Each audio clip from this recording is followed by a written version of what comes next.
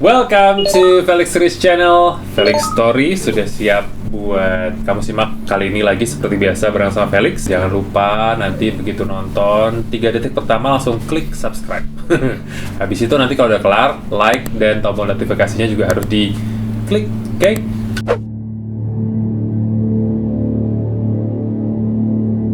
Kali ini kita akan membahas tentang satu hal yang erat banget kaitannya dengan kehidupan manusia 1-2 tahun belakangan ini. Semua orang pakai masker, semua orang takut berkerumun, semua orang rajin cuci tangan, bersih-bersih, dan segala macam. Yes, kita bakal membahas tentang pandemi atau plague.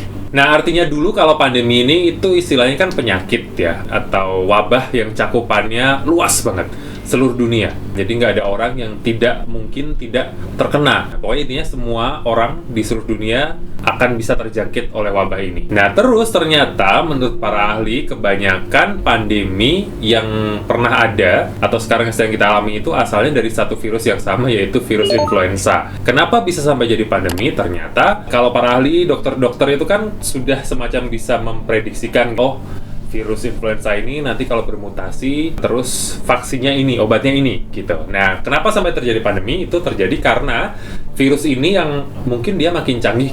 Dia yang tadinya diprediksi, dia bisa bermutasi ke A, B, C. Ternyata virus ini bermutasi ke D, E, F, G, yang itu tidak diprediksi sama para ilmuwan sebelumnya. Nah, itulah yang membuat akhirnya virus ini menyebar dan ya otomatis harus kembali dicari obatnya apa, vaksinnya apa. Sama seperti yang sering kita dengar sekarang kan, akhirnya virus COVID bermutasi jadi ada varian A, B, C, segala macam dan harus diteliti lagi apakah vaksinnya sudah cukup bisa mengatasi virus ini atau belum. Oke, kita sekarang saatnya flashback ke beberapa ratus atau mungkin beberapa ribu tahun yang lalu, bahkan sudah lama sekali. Ternyata pandemi semacam ini tuh bukan cuma terjadi sekali atau 2 kali, bahkan beratus tahun yang lalu juga sempat banyak korban berjatuhan karena pandemi. Yang pertama kita bakal membahas tentang Plague of Justinian. Nah, Plague of Justinian ini disebabkan oleh satu bakteri yang namanya adalah Yersinia pestis.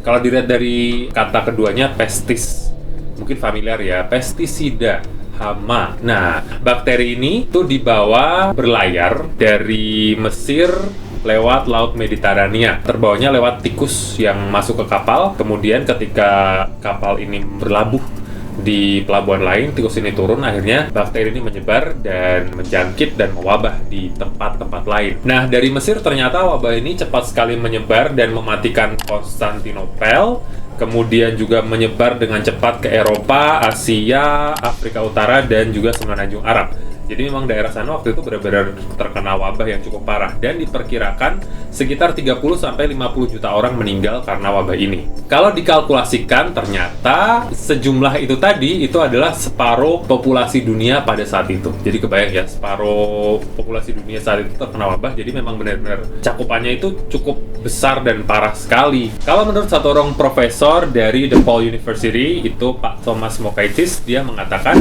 karena waktu itu mungkin teknologi kedokteran atau kesehatan belum semutakhir sekarang, ternyata pada saat itu cara yang dilakukan agar wabah ini cepat berakhir atau menghilang itu dengan cara menghindari yang sakit. Jadi yang sakit ya otomatis dikucilkan atau dijauhkan, kemudian yang sehat ini secara nggak langsung membentuk imunitas sendiri. Jadi kayak dibiarkan menghilang secara alami wabah ini. Wabah kedua adalah Black Death. Ini berasal dari Eropa dan dia itu muncul 800 tahun setelah Plague of Justinian. Black Death sendiri terjadinya itu di tahun 1347 dan menewaskan 200 juta orang hanya dalam waktu 4 tahun. Menurut Profesor Thomas sendiri, penyebab wabah ini berakhir belum tahu, tapi konon setelah beliau meneliti katanya sih ini ada hubungannya dengan karantina. Nah, di sini mulai nih orang-orang mulai berpikir tentang karantina atau istilahnya mengisolasi orang-orang yang terkena wabah agar wabahnya tidak cepat menyebar. Pada saat itu sendiri, pemerintah atau negara yang melakukan karantina itu adalah dari pihak Italia. Itu di kota pelabuhan Ragusa, waktu itu para pelautnya yang datang itu dikarantina dan memang dilakukan untuk membuktikan bahwa mereka tidak membawa penyakit yang bisa berpotensi menyebar lebih luas di Italia sendiri. Pada awalnya karantina dilakukan selama 30 hari, kemudian masa isolasi ternyata ditambah menjadi 40 hari yang dikenal sebagai quarantine. Nah, itulah asal mula kata quarantine atau karantina yang kita kenal sekarang. Jadi 30 hari, kemudian 40 hari. Wabah selanjutnya adalah The Great Plague of London.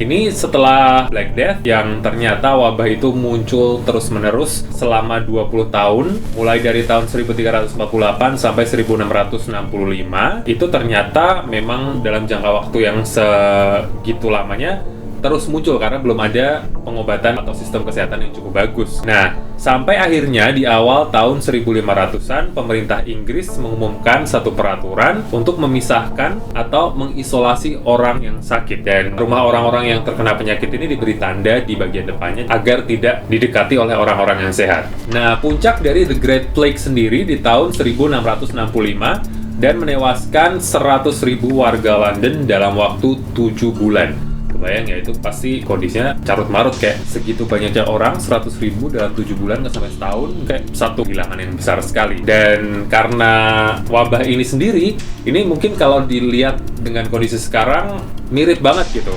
Karena ternyata ketika wabah itu terjadi, ruang publik ditutup, orang-orang yang terinfeksi atau terkena penyakit itu wajib mengisolasi diri dalam rumah, nggak boleh kemana-mana, dan mereka yang tewas itu dimakamkan secara massal. Ya, 11-12 kondisi sekarang ya, agak mungkin sejarah terulang kembali sekarang. Wabah selanjutnya ini adalah cacar air. Satu penyakit yang sekarang mungkin kayak, oh cacar air, isolasi, pakai obat, udah selesai. Tapi dulu sempat banget menjadi wabah karena belum ada pengobatan yang bagus untuk mengatasi cacar air. Cacar air sendiri ini awalnya adalah merupakan penyakit endemik di Eropa, Asia, dan negara-negara Arab. Dan ketika itu, karena belum ada obatnya, penyakit ini menewaskan 3 dari 10 orang yang terinfeksi. Sisanya yang sembuh ada bekas luka. Ya sama lah seperti sekarang, kalau misalnya yang survive dari cacar ya ada tanda cintanya dari cacar itu. Terus pertanyaannya, siapakah yang menyebarluaskan wabah ini, cacar ini? Nah, ternyata itu adalah para penjelajah Eropa. Karena ketika itu di wilayah Amerika, penduduk asli sana itu mungkin karena punya fisik atau DNA yang berbeda. Jadi orang-orang Eropa itu membawa si cacar ini ke Amerika Tengah dan Amerika Utara, dan akhirnya di sana tersebar dan cukup banyak korban yang tewas karena wabah ini meluas di wilayah benua Amerika. Dan beberapa abad setelahnya, cacar ini menjadi virus epidemi pertama yang memiliki vaksin.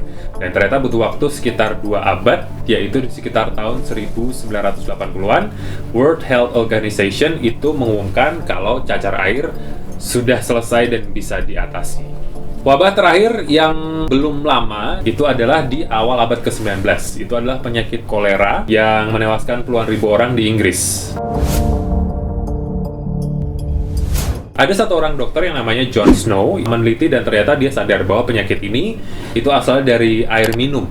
Sampai akhirnya Dr. John Snow ini meyakinkan pemerintah untuk mengganti sumber air dari yang sebelumnya mungkin tidak terlalu bersih, tidak terlalu bagus, kemudian infeksi koleranya menyebar, dipindah sumber airnya, ternyata terbukti angka penyakit atau pengidap kolera menurun. Dan dari situlah tindakan ini diikuti oleh banyak pihak sampai akhirnya menjadi satu standar bahwa memang kebersihan dari air atau air yang digunakan manusia untuk beraktivitas itu sangat penting untuk menghindari wabah kolera. Sampai sekarang lah ya, kalau kita bicara soal air memang penting banget gitu, ada standar kebersihan karena ya akan kita pakai dari mandi, makan, minum segala macam pakai air dan harus bersih.